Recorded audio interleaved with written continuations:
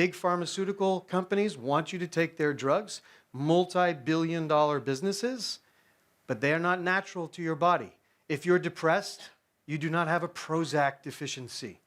If you can't sleep at night, you don't have an Ambien deficiency. That is the way you got to think about it. These drugs, if you watch some of the commercials for them, they all have 10 to 15 side effects. So we take these pills, but then they create other problems. It's much wiser to figure out the root cause of why the body is expressing its symptoms and take that. So this is a little graphic here. I always like to ask, do we age because we lose our hormones, or do we lose our hormones because we age? And 50 years ago, this conversation didn't matter because we didn't live as long.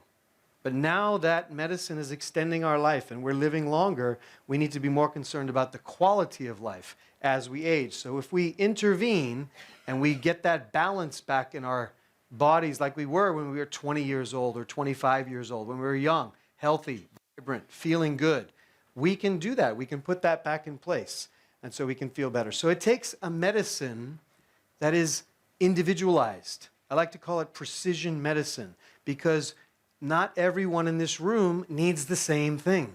We are all individuals. We all have different environmental factors that are affecting us. Our epigenetics, how the environment affects us physically.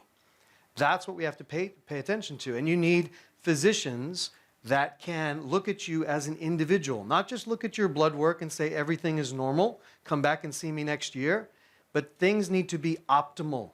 That's the essence of the talk here. You don't just want to be normal for your age. I want to be normal for a 25-year-old. I don't want 50-year-old blood. I want 25-year-old blood so I can feel the way I felt then. So that's the idea of optimization, and it takes precision medicine to get there. Number one killer, again, in the world, heart disease for both men and women. It is spreading around. But in the last 50 years, what have we done to prevent heart disease? I'm telling you, with precision medicine, we can prevent the onset of cardiovascular disease, reduce heart attacks, and reduce strokes. Those are very catastrophic events that happen when they happen. For women, when you go into menopause, premenopausally, 1 in 7 women will die of cardiovascular disease. When you go into menopause, that goes up to 1 in 3 women. And yet we're very concerned about breast cancer in women, but women should be concerned about heart disease. It is the #1 killer of women, not breast cancer. The brain. Alzheimer's and dementia is expensive.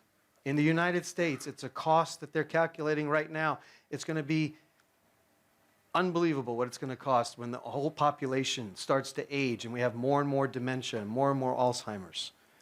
It's an ugly way to go, not just for the person that has Alzheimer's, but for the family around them.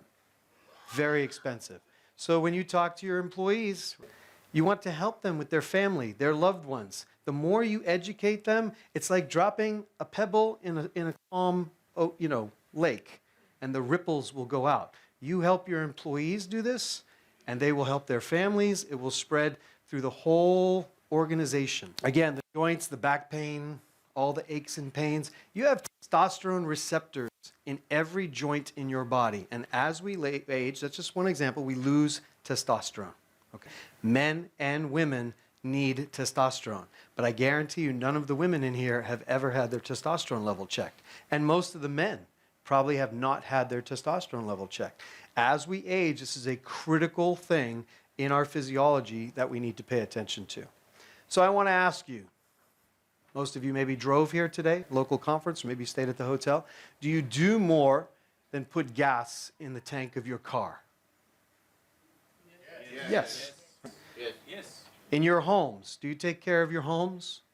If you had a leak in the roof, you would fix the roof, right? You wouldn't just live under that.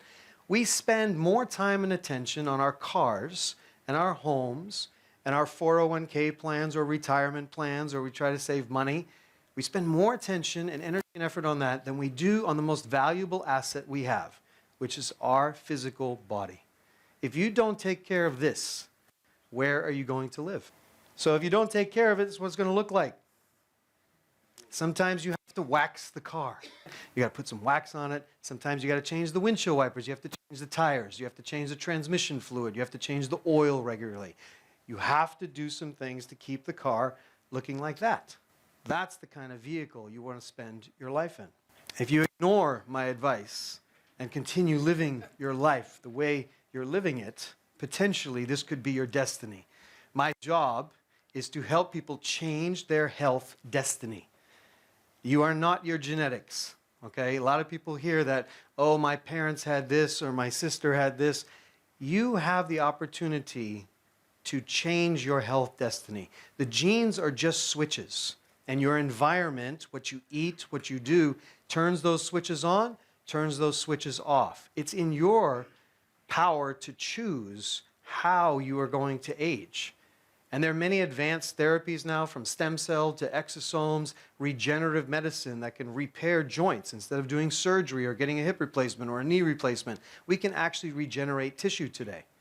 Yes, it costs money, but what's it worth? Are you going to make an investment in your body so that you are pain-free, so that your brain works, so that your heart works, so that you have strong bones and strong muscles to do the things that you want to do in your life?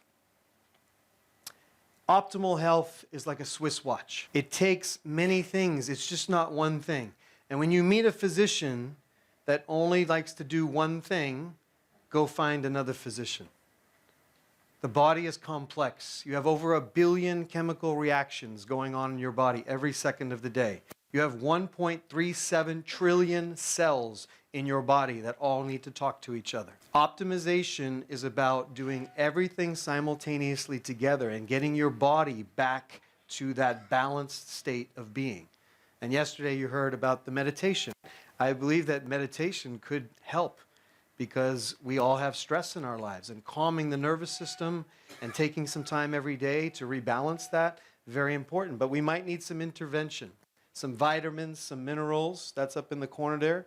VAN, and its abbreviations: testosterone, estrogen, thyroid, that's the THY. We have so many people suffering from hypothyroid symptoms, meaning low functioning thyroid, but they go to the doctor and they don't get treated because they have a normal blood test.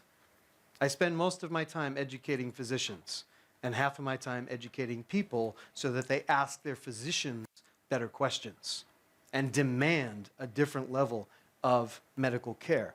When you put all this together, then your body has the assets. It has the raw materials it needs to thrive, to regenerate itself. Your body has the innate intelligence to heal itself when you give it what it needs to do that.